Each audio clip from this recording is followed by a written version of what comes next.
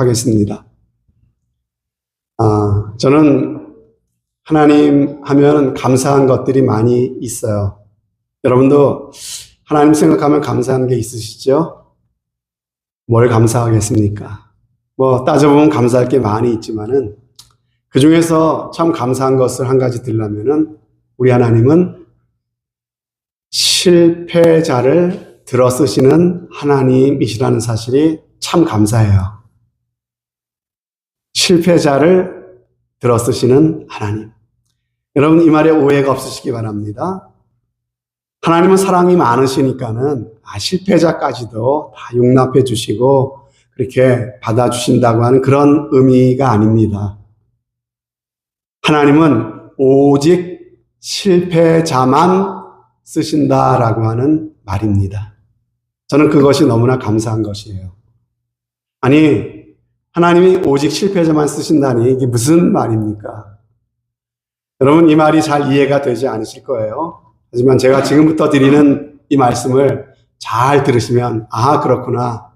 정말 하나님은 실패자만 쓰시는 하나님이시구나. 여러분들이 이해가 되실 것이에요. 한경직 목사님이시죠. 한국 불교의 대표적인 인물 뽑으라면은 많은 사람들이 성철 스님, 그리고 천주교회에서 대표적인 사람 뽑으라면은 김수환, 추기경 이렇게 뽑을 겁니다. 마찬가지로 한국 교회의 대표적인 분을 한 사람 뽑으라면 아마 가장 많은 사람이 이분을 뽑을 거예요. 한경직 목사님. 그만큼 우리 한국 교회의 대표적인 인물이셨습니다. 지금은 돌아가셨죠. 서울 영락교회를 개척하셔서 한국의 대표적인 교회로 세우셨던 그런 목사님입니다. 또 기독교인들 중에서 기독교계의 노벨상이라고 불리는 상이 있어요. 정말 대단한 상이에요. 템플턴 상이라고 하는. 한국인으로서 템플턴 상을 수상하셨던 아주 훌륭한 분이 바로 이 한경직 목사님입니다. 그런데 여러분, 이 목사님도 사실은 실패자였다는 사실을 여러분 아십니까? 어떤 실패를 하셨을까요? 그분은 특별히 일제시대 때 신사참배를 하셨던 분입니다. 이 자리에 어린 자녀들은 신사참배가 뭐냐 싶으실 거예요. 신사라고 하는 것은요, 일본의 천황이나 아니면은 조상신을 모셔놓는 그 일본의 신도라고 하는 종교의 종교시설이에요. 예. 그래서 당시에 일본은 한국의 민족 정신을 말살하려고 강제로 이 신사 앞에서 절을 하게 만들었다고 하는 것이죠. 그게 바로 신사참배예요. 그러니까 당시에 한국 교회 성도들에게 있어서 신사참배를 했느냐 안 했느냐라고 하는 것은요, 무슨 문제냐면 그가 진짜 신앙인이냐 아니면은 가짜냐를 보여주는 아주 중요한 문제였다고 하는 거예요.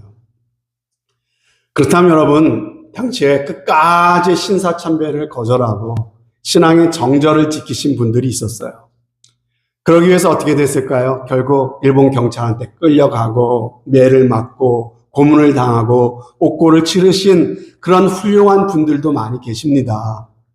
그런데 왜 하나님께서는 왜 우상 앞에서 절하지 말라고 하나님 분명히 말씀하셨는데 그 계명을 어기고 민족의 자존심까지 저버리고 신사참배에 굴복했던 이 한경직 목사라고 하는 이분을 하필, 그 굴복하지 않은 그런 훌륭한 분도 많이 있는데 그 앞에 절을 한 이분을 하나님께서 들으셔서 한국교회의 대표적인 그 인물이 되게 하셨는가라고 하는 것이 왜 그렇게 하셨을까요?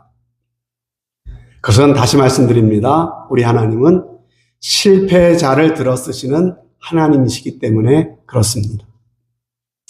저는 개인적으로 이 목사님을 알지는 못합니다. 하지만 이 한경직 목사님을 가까이 만나보신 분들은 하나같이 하는 얘기가 있어요.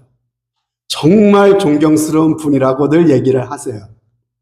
세상에 이분처럼 온유하고 겸손하신 분이 없다라고들 말합니다.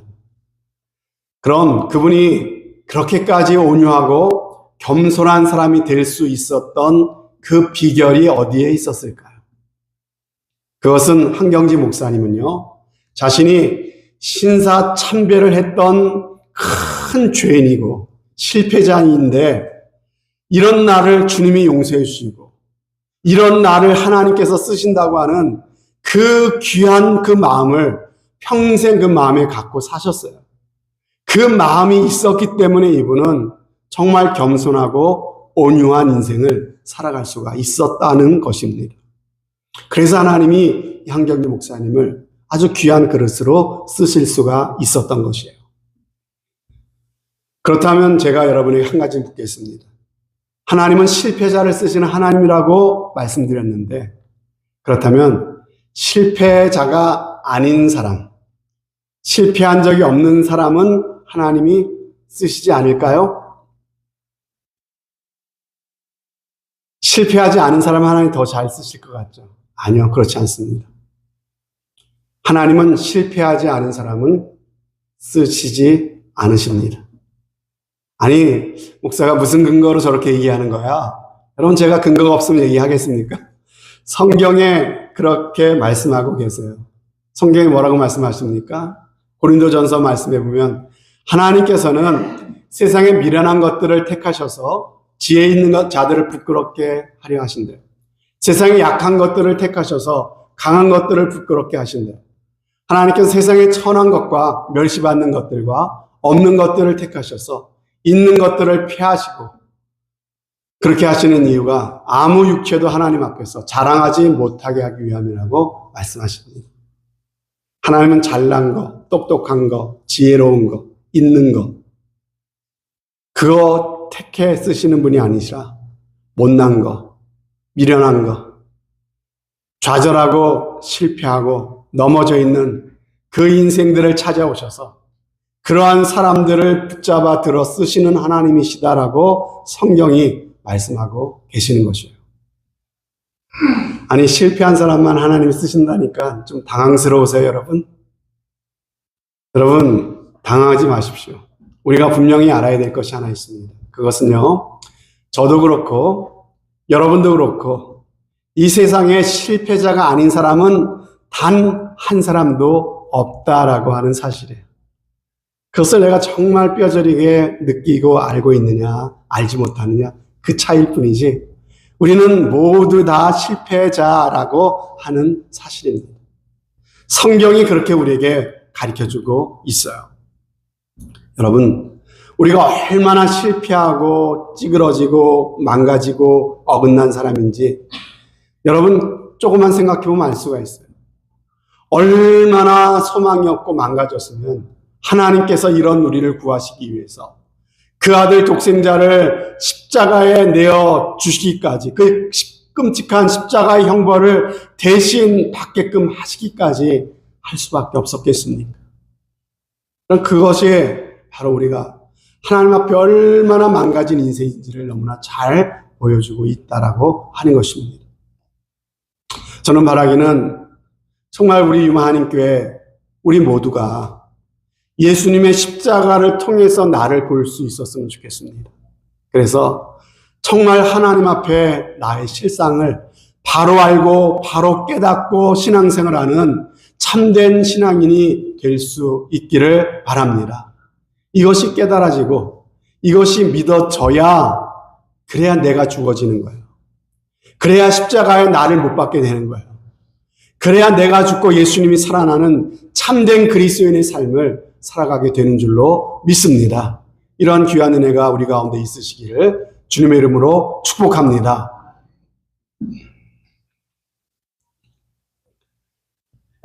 저도 한때는 남들처럼 세상에서 잘난 사람이 되고 싶었어요. 잘 나가는 사람이 되고 싶었습니다. 남들이 무시하지 못하는 사람이 되고 싶었고요. 보란 듯이 성공하는 사람이 되고 싶었습니다. 여러분, 그런 사람이 되기 위해서는 결코 약한 모습을 보여서는 안 됐습니다. 무슨 일이든지 잘 해내야만 했고요. 어떻게든 실패하지 않으려고 몸부림쳤습니다. 그러나 그럴수록 제 마음은 계속되는 긴장과 좌절과 두려움으로 늘 불안하고 그리고 힘들었습니다. 그러나 예수님을 알고 나서 자유함을 얻게 되었습니다. 하나님께서 귀히 보시는 사람은 실패하지 않는 사람이 아니라, 성공한 사람이 아니라, 강한 자가 아니라 실패한 사람이요, 약한 자라는 사실을 깨달았기 때문입니다. 이것을 알고 나니까 더 이상 제 자신을 강한 사람이나 성공한 사람인 것처럼 보이려고 애쓸 필요가 없게 되었습니다. 하나님은 저의 약한 것, 부족한 것, 미련한 것을 이미 다 알고 계시고, 그럼에도 불구하고 이 모습 이대로 사랑하신다고 하시고, 이 모습 이대로 하나님 쓰신다고 하시기 때문입니다. 이 사실이 내 마음에 믿어질 때 정말 이것이 얼마나 내게 위로가 되고 힘이 되었는지요, 얼마나 저를 자유케 하는지요, 그것이 제게 놀라운 복음이 되었습니다. 이 말씀이 저뿐만이 아니라 이 자리에 계신 여러분 모두에게도 위로가 되시고 힘이 되고 자유함이 되는 귀한 은혜가 있으시기를 주님의 이름으로 축복합니다. 자, 오늘 우리가 요한복음 말씀을 읽었죠. 자, 요한복음 말씀을 읽었는데, 부활하신 예수님께서 하늘로 올라가시기 전에 베드로에게 찾아가셔서 베드로에게 이 교회와 그리고 양떼들을 맡기시는 장면입니다. 근데 여기서도 우리가 한 가지 질문을 하게 되죠. 왜 하필 베드로였을까? 아니, 이 교회를, 이 성도들을 맡기는 중요한 일 아닙니까? 아니, 베드로밖에 인물이 없으니까 왜 베드로입니까?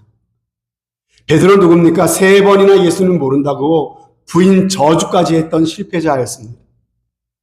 부활하신 예수님이 2번이나 가서 만나 주셨는데도 불구하고 깨닫질 못하고 믿음이 없어가지고 다시 물고기나 잡는 옛 생활로 돌아가 버린 사람이 바로 이 베드로였습니다. 그런데도 예수님께서는 베드로에게 이 엄청난 사명을 맡기신 이유가 뭘까요? 예수님이 사람 보는 눈이 없어서 그렇게 하신 걸까요? 여러분, 아니죠. 예수님이 사람 보는 눈이 없으실 리가 있습니까? 우리의 심장 폐부까지 정확하게 살피시고 보시는 분이 바로 우리 예수님이시죠.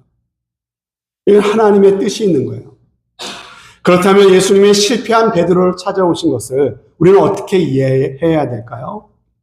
그것은 예수님께서 이렇게 생각하시는 거예요. 이제야 베드로 네가 내 양떼를 맡을 자격이 됐구나, 이렇게 보시는 거예요. 여러분, 원래 베드로는 자신만만한 사람이었어요. 그때는 예수님은 베드로를 믿을 수가 없었습니다. 그러나 처절한 실패를 경험했던 베드로였기에 이제는 너에게 내 양떼를 맡길 수 있겠구나, 우리 주님이 그렇게 생각하시는 거죠. 보십시오. 예수님께서는 실패의 바다에서 그날도 빈 그물을 털고 있었던 베드로를 찾아오셨어요. 그리고 베드로에게 많은 고기를 그물질해서 잡게 하셨죠. 그래서 그의 실패를 만회시켜 주시고, 그리고 해변가에 숯불을 피워놓고 떡과 물고기를 구워서 친히 아침 식사를 먹이시면서 베드로의 지난 과거를 돌이키게 하시는 것이죠. 그의 실패와 상처를 하나하나 예수님이 어루만져주고 계셨던 것입니다. 그리고 마침내 주님은 요한의 아들 시몬아, 네가 나를 사랑하느냐 3번이나 물으시면서 내 양을 먹이라, 내 양을 치라, 내 양을 부탁한다, 이렇게 말씀을 하시는 거죠. 여러분, 베드로는 한때 자신이 실패자라는 것은 꿈에도 생각하지 못했던 때가 있었죠. 늘 당당하고 자신 있던 사람이었어요. 예수님께서 그런 베드로에게 오늘 밤 네가 나를 모른다고 부인할 거야, 이렇게 말씀하시죠. 주님, 무슨 말입니까? 다른 사람은 다 주님을 버릴지 몰라도 나는 아니죠. 나는 죽어도 주님을 부인하지 않겠습니다. 죽어도 주님을 배반하지 않겠습니다. 이렇게 얘기했던 사람이에요. 그러나 지금 베드로는요, 자기가 실패자라고 하는 사실을 도저히 부정할 수가 없었어요. 그토록 자신만만했지만 한번 그는 실패해 보았기 때문에 이제야 베드로는 문제를 만날 때마다 자신을 의지하지 않고 겸손하게 주님 앞에 무릎을 꿇을 수 있는 사람이 된 것입니다. 이것이 베드로의 능력이 되는 거예요. 결국 예수님은 이런 베드로에게 교회를 맡기셨고, 그런 실패한 베드로를 통해서 이 교회를 세우는 놀라운 일을 이루셨다고 하는 것입니다. 사랑하는 성도 여러분, 저와 여러분에게는요, 과연 용서받은 자라고 하는 분명한 고백이 있습니까? 나는 참으로 실패한 인생이었는데, 나는 정말 버림받은 운명이었는데, 하나님께서 이런 나를 사랑하시고, 이런 나를 부르시고, 이런 나를 하나님의 자녀 삼아 주셨다고 하는 그러한 고백이 과연 우리에게 있습니까? 하나님의 은혜가 아니고는 지옥에 떨어질 수밖에 없는 죄인이구나. 영원히 버림받을 수밖에 없었던 실패자였구나. 그런 내가 예수 그리스도의 십자가의 그 은혜를 입어서 하나님의 용서를 받았구나. 하나님이 이런 나 같은 죄인을 위해서 그 독생자를 보내주셨고, 그 예수님이 나 때문에 십자가에 피를 흘려주셔서 나는 하나님의 사랑받는 자녀가 되었구나. 여러분, 이 고백, 이 믿음이 여러분 가운데 있으십니까? 여러분, 이 믿음이 있다면요, 우리는 정말 우리 주님께서 찾으시는, 하나님께서 쓰시는 그러한 자격이 된 것이에요. 여러분, 그런 마음이 있다면 우리는 함부로 다른 사람을 정죄하거나 미워할 수도 없을 것입니다. 일제시대 이야기를 또 드리겠습니다. 일제시대 때 소위 옥중성도라고 하는 그 분들이 계셨어요. 아까 한경진 목사님이랑 반대로 끝까지 믿음을 지키고 신사참배를 거절했던 참으로 귀한 분들이 계십니다. 그래서 가서 핍박을 당하고 고문을 당하고, 그래서 옥중성도라고 해요. 그래서 이제 해방이 돼서 풀려나신 분들이죠. 여러분, 거기까지는 너무나 귀했어요. 너무 귀한 분들이죠. 그런데 안타까운 것은요, 해방 후에 이 옥중성도들이 자신들만이 한국교회를 이끌어 나갈 자격이 있다고 주장하기 시작합니다. 그들은 일제시대 때 신사참배에 참여했던 목사들은 다 가짜라고 얘기합니다. 그들은 교회 강단에서 설교할 자격이 없다고 목사직을 내려놓으라고 말합니다. 여러분, 그 결과 어떻게 됐을까요? 신사참배를 한 쪽과 신사참배를 거절한 쪽과 계속해서 갈라지고 싸우고 비난합니다. 그래서 어떻게 됐냐면 교단이 분열을 합니다. 한국교회가 갈라지는 그런 아픔을 겪게 되었다고 하는 거예요. 여러분, 그럴 수 있다는 거예요. 오히려 자신의 믿음을 지켰다는 것이 자기 의가 돼서 하나님의 일을 우리가 그리칠 수 있는 가능성이 우리 가운데 있다는 것이죠. 제가 아는 목사님 중에 참 보기만 해도 참 사랑이 넘치시고, 그리고 참 온유하구나, 이런 목사님이 계십니다. 모든 사람이 참 존경하는 그런 좋은 목사님이세요. 그런데 여러분, 그분이 본래부터 그런 분이 아니었어요. 그분은 학교 다닐 때 교회는 열심히, 신앙생활 열심히 했는데 지나치게 율법적인 그런 생각을 갖고 있었던 사람이었습니다. 그는요, 오른손이 하는 일을 왼손이 모르게 하라, 이렇게 성경이 되어 있으니까는요, 몇 날 며칠이나 왼손을 주머니에 넣고 다니는 것이 습관이 될 정도로 철저히 하나님 말씀대로 살려고 했던 사람이에요. 그리고 혈기가 왕성했던 고등학생 때 여자를 보고 음욕만 품어도 이미 간음하였느니라, 이 말씀을 보고는요, 교회에 오기만 하면 울면서 회개했던 그런 사람이었습니다. 참으로 자신에 대해 철저했죠. 참으로 귀한 믿음의 사람이죠.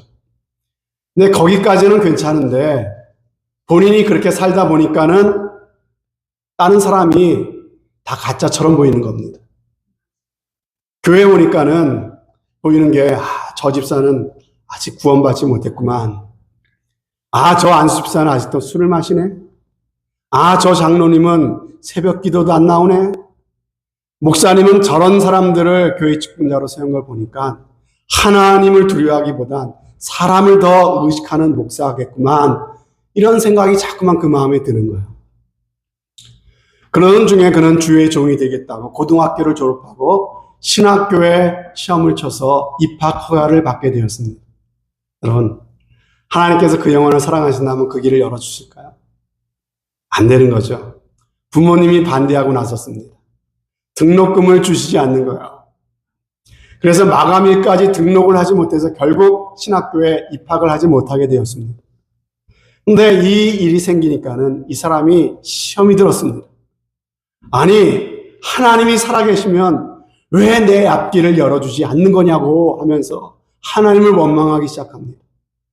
그렇게 하나님을 원망하다가 하나님 계시기는 하셔 하면서 교회까지 다니지 않기 시작했습니다. 그렇게 예수님을 잘 믿는 것 같았는데 한 번의 시험에 그냥 와르르 무너지고 만 것이죠. 여러분, 정말로 구원받은 사람은요, 정말로 하나님께서 택한 사람은요, 하나님을 등진 상태로 계속 머물러 있을 수가 없습니다. 정말 그 마음속에 예수의 생명의 씨앗이 떨어져 있는 사람은요, 하나님을 떠나 있으면 마음이 편치 않아요.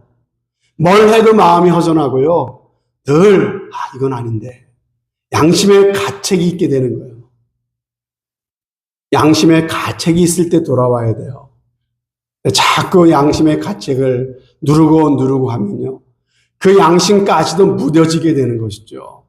그러면은 방황하는 시간이 길어지게 되는 거예요. 더 힘든 시간을 보내게 되는 것이죠. 그렇게 그는 몇 년의 방황 끝에 어떻게 해서 하나님 은혜 주셔가지고 결국은 주님께로 돌아오게 됐어요. 그러면서 그가 자신이 주님을 떠났다고 하는데 자신이 너무 실망했잖아요. 자신의 실패에 대해서 너무나 좌절했잖아요. 그 과정을 통해 깨닫는 거죠. 내가 너무나 부족한 사람이구나. 내가 정말 교만했었구나. 이 사실을 그가 깨달은 거예요. 나만 잘 믿는 것 같았는데 사실은 내가 얼마나 사람들을 힘들게 하고 있었는지 그 사실을 그는 깨닫게 된 것이죠.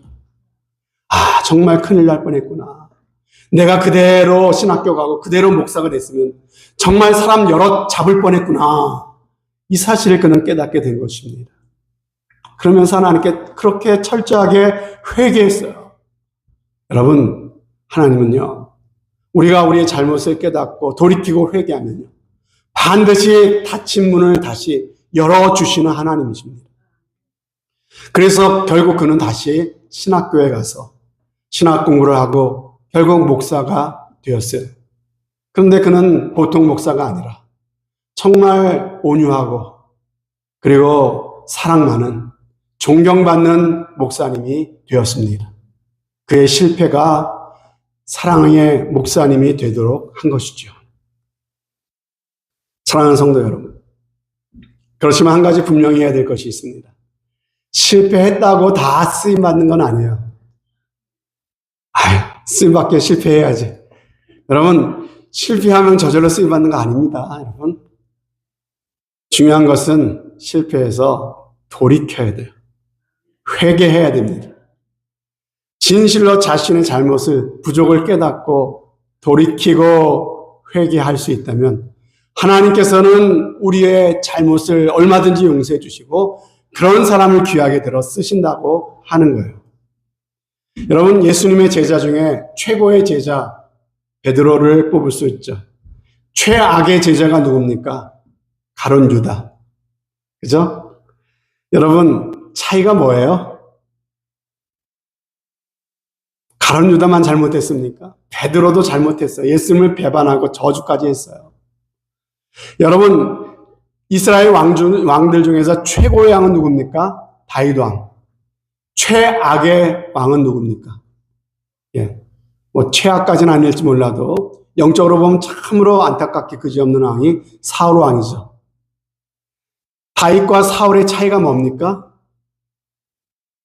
다윗은 경건하고 사울은 악을 행했습니까? 아니에요.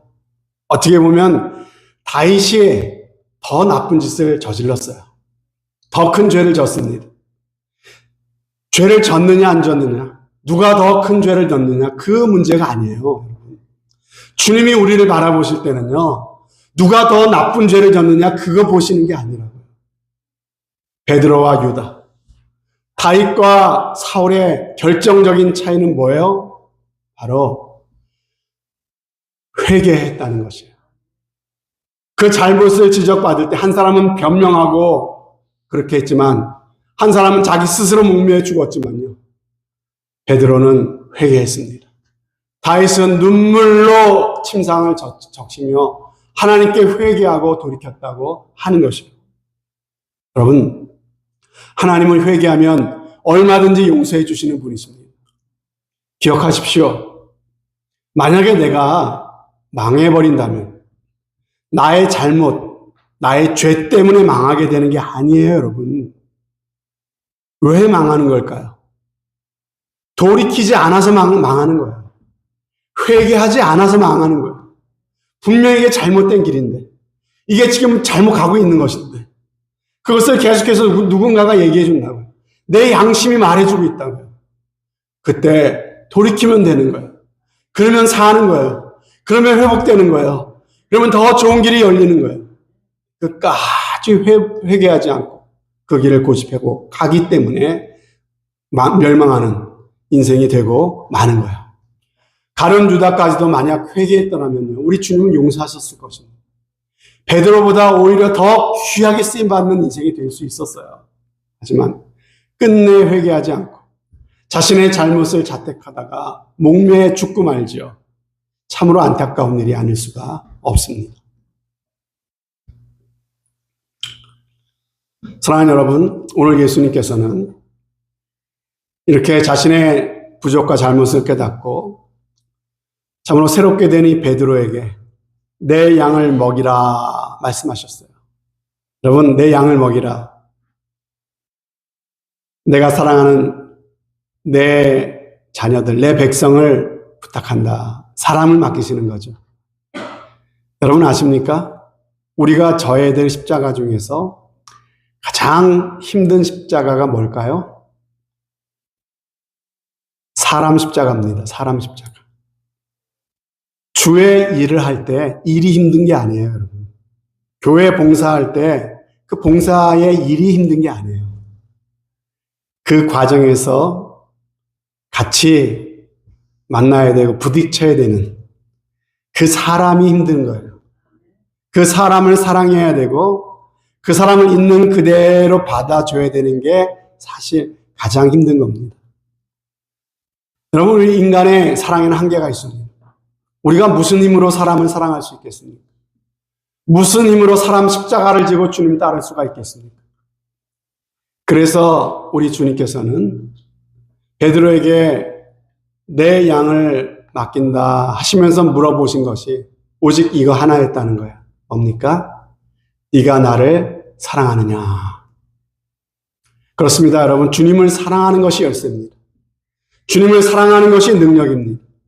사람 사랑할 수 있는 것은요, 바로 주님을 사랑하는 사람만이 사람 십자가를 질 수가 있습니다. 여러분, 나를 사랑하느냐라고 물으신 주님께서 우리에게도 네가 나를 사랑하느냐 이렇게 물으십니다. 여러분, 주님이 나에게 너 나 사랑하니? 라고 묻는 것은요, 잘 생각해보면 참 복이에요. 여러분, 누구한테 사랑한다는 말을 듣고 싶으세요? 내가 별로 관심 없는 사람이 나를 사랑한다고 하면은 여러분 어떠세요? 부담스럽고, 여러분, 내가 전혀 관심 없는데 저 사람이 나를 사랑한다 그러면 좋으세요? 하나 안 좋아요, 여러분. 오히려 부담스러워요. 싫어요, 여러분.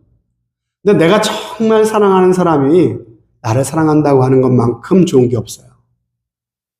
그래서 누가 여러분들에게 너나 사랑해? 라고 물어본다는 건 무슨 말이에요? 그 사람이 나 되게 좋아한다는 얘기예요, 여러분. 우리 주님이 우리에게 이걸 물으십니다. 네가 나를 사랑하느냐? 무슨 말이에요? 우리 주님이 나를 그만큼 너무나 사랑하고 계시다고 하는 표현인 줄로 여러분들 믿으시기를 바랍니다. 예수님은 실패한 베드로를 찾아오셔서 네가 나를 사랑하느냐 물으셨어요. 여러분, 저와 여러분은 이미 하나님으로부터 사랑의 프로포즈를 받은 사람들입니다.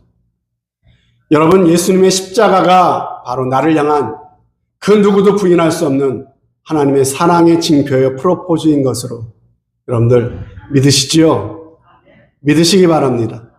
예수님의 십자가만큼 하나님 나를 사랑하신다. 극적인, 누구도 부정할 수 없는 그 증거가 없는 것이죠. 그러나 여러분, 아직 중요한 게 남았죠. 그것은 우리 차례예요. 이제는 우리가 하나님께 사랑을 고백할 차례입니다. 주님, 저도 주님 사랑합니다. 이 고백이 우리가 당하는 모든 어려움과 시험을 이기는 능력이 있습니다.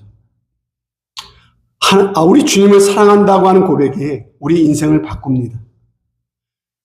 우리 주님을 사랑한다는 고백이 우리 그리스도인의 능력의 비밀입니다. 우리가 이 땅에 살면서 가장 기쁘고 가장 감사하고 가장 행복하게 살 수 있는 비결이 여기 있습니다. 이미 주님의 사랑은 우리를 향해 오고 있는데 나도 주님을 사랑하는 그 사랑의 크기만큼 우리는 하나님의 사랑을 느끼고 실감하며 가장 행복하고 기쁜 삶을 살아갈 수 있는 줄로 믿습니다. 그럼 말씀을 마무리하겠습니다. 저는 저 자신을 돌아볼 때 때때로 참 제 자신에 대해서 자격이 있을까 싶은 생각이 들 때가 있어요.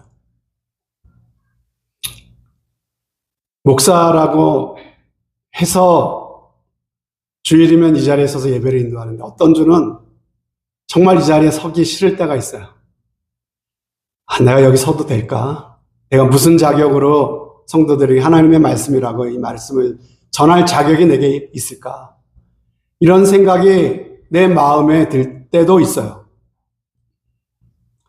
그러면 하나님 앞에 기도하죠. 주님, 전 자격이 없습니다. 그때마다 주님이 내 마음에 주시는 마음은요. 그걸 네가 아느냐? 그걸 인정하느냐? 그렇다면 그 마음 가지고 교회를 섬기고 그 마음으로 성도들을 섬겨라 라고 하는 그 마음을 주세요. 성도 여러분, 이 시간 저와 여러분이 모두 다 하나님 앞에 있습니다. 주님께서는 다른 건 묻지 않으십니다. 네가 네 남편 얼마나 사랑하니? 네가 네 아내 얼마나 사랑하니? 주님 그건 묻지 않으세요. 너의 부모님, 너의 시부모님 네가 얼마나 사랑하니? 김권사는 너는 사랑하니? 이 집사, 최 집사를 너는 사랑하니? 그건 묻지 않으셨습니다. 우리 주님이 물으시는 것은 오직 하나. 네가 나를 사랑하느냐? 주님은 사랑할 수 없는 사람을 억지로 사랑하라고 하지 않습니다. 다만 이거 한 가지 물으십니다. 네가 나를 사랑하느냐? 여러분 언제셨습니까? 정말 가슴 시리도록 주님, 내가 주님 사랑합니다 라고 뜨겁게 고백했었던 때가 언제였습니까? 오늘 실패한 베드로를 찾아오신 예수님께서 이 말씀을 통해 저와 여러분을 찾아오십니다. 그리고 이 시간 우리에게 이렇게 묻고 계십니다. 네가 나를 사랑하느냐? 주님, 저 때문에 주님이 그 모진 십자가를 지셔서 자격 없는 이 죄인, 도무지 용서받을 수 없는 죄인이 용서받았네요. 그 은혜와 그 사랑을 받았음에도 불구하고 여전히 실패하고 여전히 사랑하는데 모자라고 여전히 용서의 그릇이 작고 여전히 넘어질 수밖에 없었던 저를 오늘 또 찾아오신 주님, 제가 주님께 드릴 수 있는 고백은 이거 하나밖에 없습니다. 정말 제겐 주님밖에 없습니다. 이 고백이 저와 여러분의 고백이 될 수 있기를 바랍니다. 이 고백으로 다시 한번 낙심의 자리, 넘어진 실패의 자리에서 일어서시기를 바랍니다. 그래서 정말 베드로처럼 바위처럼 오히려 실패 때문에 더욱더 하나님께 귀하게 쓰임받는 저와 여러분의 삶이 꼭 되실 수 있기를 주님의 이름으로 축원드립니다. 아멘. 요한의 아들 시몬아, 네가 나를 사랑하느냐? 실패의 바다 가운데 찾아오셔서 다시 한번 물으셨던 우리 주님의 음성을 이 시간 믿음으로 듣습니다. 내 힘으로 주님을 따를 수 있을 것 같았고, 내 능력으로 주님을 기쁘시게 할 수 있을 것 같았던 나의 모든 생각들이 착각이었음을 고백합니다. 주님, 그렇습니다. 저는 죄인입니다. 정말 너무나도 가망 없고 소망 없는 정말 버림받은 죄인입니다. 그래서 하나님은 이런 죄인을 건지시고자 그 아들 독생자 예수 그리스도를 십자가에 내어주시고 그 모진 고난을 당하시고 피 흘려 죽게 하실 수밖에 없을 정도로 주님, 그렇게 심각하게 뒤틀어지고 가망 없는 죄인입니다. 주님, 나도 하나님 앞에 잘난 사람 아니라 정말 이렇게 못나고 또 부족하고 실패한 죄인이라는 사실, 아버지 마음 깊이 깨닫게 하시고 고백하게 하시고, 이제는 나의 힘이 아닌 이런 나를 있는 모습 그대로 사랑하여 주시고 찾아와 주시고, 다시 한번 네가 나를 사랑하느냐 물으셨던 그 주님의 그 은혜로 다시 한번 그 넘어진 자리에서 일어설 수 있는 우리 한 사람 한 사람 되게 하여 주옵소서. 이제는 용서받은 자로서, 이러한 하나님의 은혜를 받은 자로서 아버지 하나님, 함부로 다른 사람들을 판단하고 정죄하기보다는 내가 가장 큰 죄인인데 이런 나를 하나님 사랑하시고 이런 은혜를 입어 내가 하나님의 사랑받는 자가 되었다는 이 감격을 가지고 사람 십자가 지고 주님 따를 수 있는 하나님의 귀한 종이 될 수 있도록 우리 한 사람 한 사람 주님께서 그렇게 붙잡아 주시기를 간절히 간구하며 기도합니다.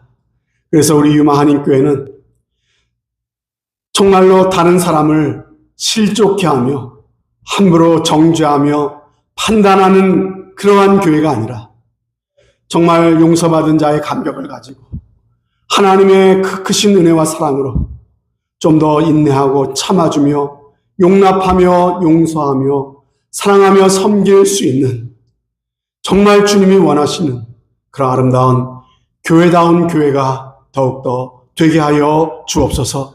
감사드리며 예수 그리스도를 받들어 기도드립니다. 아멘.